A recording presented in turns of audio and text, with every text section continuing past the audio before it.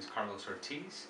I'm currently living in Memphis, Tennessee, and I'm a DJ wanting to learn more about musical production.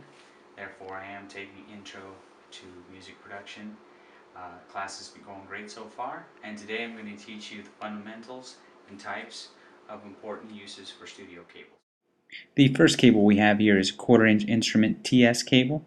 This particular cable is used by a lot of studios for plugging in instruments like guitars or basses to record.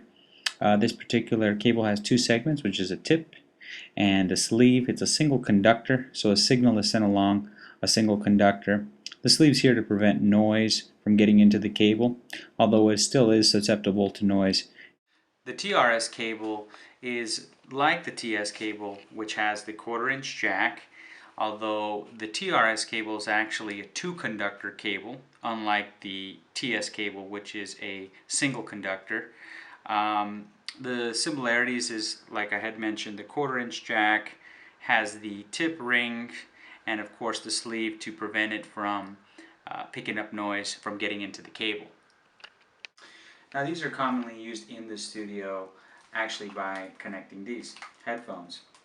And how this works is actually like the 1/4 inch TS cable having the single conductor. This actually has two in one. So it is like a stereo cable, although it is still susceptible to picking up noise. Now the other way that we can use this particular type of cable is in a balance configuration. So that actually would be to use a single signal across it, but it can be done in a way to cancel noise. The next cable we have here is an XLR, which is considered a standard mic cable. And as you can see inside the cable here, there's actually 3 connectors for this type of cable. Typically, like I had mentioned, they are designed for mics. They have a locking feature here, which is used to have the connection stay stable for either a mic or a speaker. These actual connections or cables are not used for stereo signals. They're only used for a balance configuration because they actually reject noise. So these are ideal when you are running the long cable runs or on a live setting.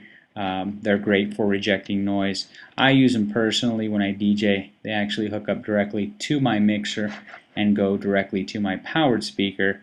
And once again, like I said, they work great because they keep, as far as sound audio, optimal. Something to complement your wiring would be a direct box. This device is great because you can actually achieve a balance configuration through these inputs here in the front. You can connect a guitar or a instrument, and on the other side here, this output, have a XLR cable connected so you can achieve that balance configuration. And these work great because you can connect them to a DAW, and they are a necessary component when in the studio or even in a live setting. The great thing about these is that they're not very expensive, and they can actually have a huge payoff for you to have that utility of connecting 1/4 inch cables and having the ability to connect XLR cables as well. Another commonly used cable is the 1/8 inch cable. This is actually everyone's familiar with due to it being used for actually most headphone purposes. Now this one here is also like the TRS cable in that it is used in a stereo function. With this one though, although having a much smaller form factor, although if you do want to go back to a 1/4 inch jack, most actually do have an accessory like this here. You can actually go back to a bigger form factor. This is kind of nice. I use these personally with going into my direct mixer, DJ mixer, and use these headphones. Or if I want to go ahead and plug them into like an iPod or into an 1/8 inch jack, these will work as well. So these are ideal for studio due to them having dual functionality. Another common cable used in a studio is a RCA, and I think most people are also familiar with this is because most home audio is synonymous with an RCA plug-in. Now these are similar to a 1/4 inch ATS connection as well, because this actually will have a single conductor as well as the shield around them. But something to be careful and something to watch out with when you're dealing with the RCA, since they are synonymous with consumer grade type home audio is when you are dealing with studio gear or pro gear is the +4 and the -10 difference.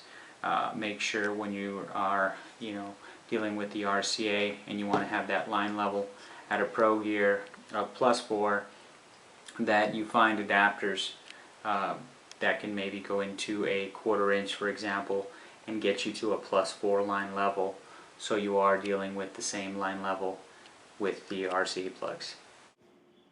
And those were a few types and uses of studio cables. I hope everyone gained a little bit of insight as far as how they work in the process, and as far as remember to keep in mind high quality cables will always be a better investment. They are going to provide better, superior audio performance and last longer in the end.